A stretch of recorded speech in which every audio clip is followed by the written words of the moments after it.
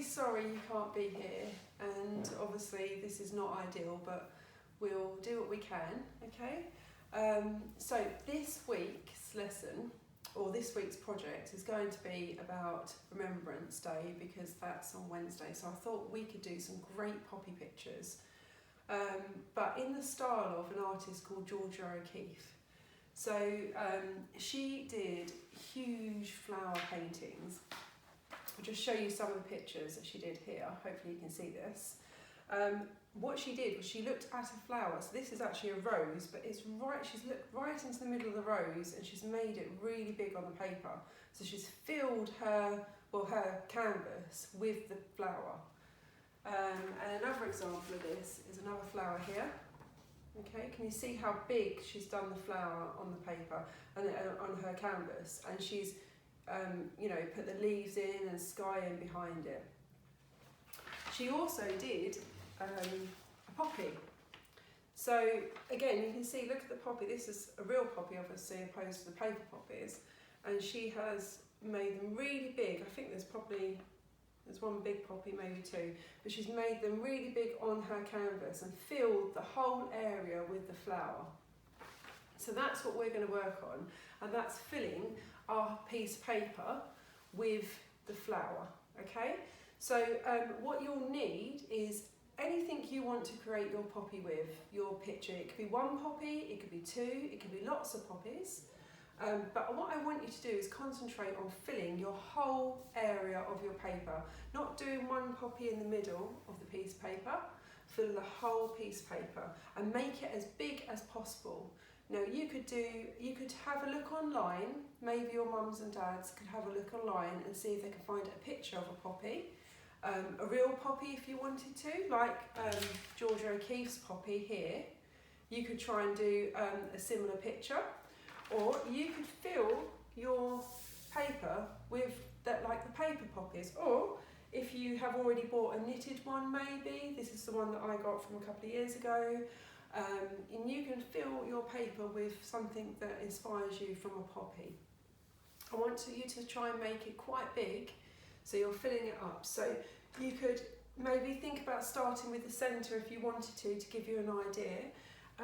What we really want to do is make sure, if you're doing one flower, that you're going to put, maybe you could put the centre here if you wanted to. It doesn't have to be in the middle of your piece of paper. It could be slightly off, and then you can make your petals coming out around the outside. I'm just going to do it roughly for you, because remember, it's your piece of work, it's not my piece of work, so it's however you want to do your flower. Okay, so you could do it here, and then you could maybe add another one. You could have one of the centres coming here and the flower petals overlapping. Okay, alright, and then you could even do a smaller one if you wanted to, so that you had a difference in size.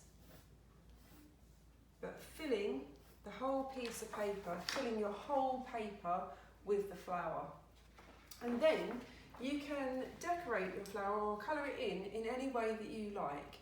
So you could choose to do it if you have, whatever you have at home. You might have pencils or colouring pens.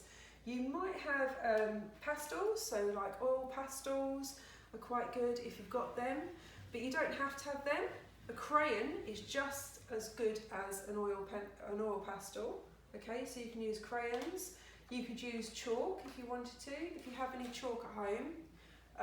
Obviously remember that oil pastels are a bit sticky, and chalk is quite, you can smudge it a bit better if you have some chalk. Okay, you can paint them. If you've got paint at home, you can paint them.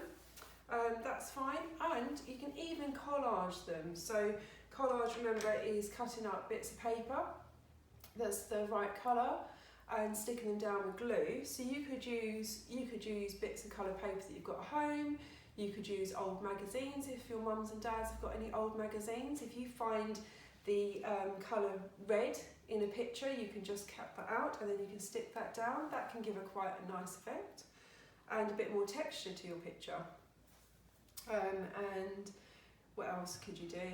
Well, you could think of something else. You might have an idea. You might think, actually, I would like to do my poppy picture another way. You might decide to make your poppy picture of little poppies.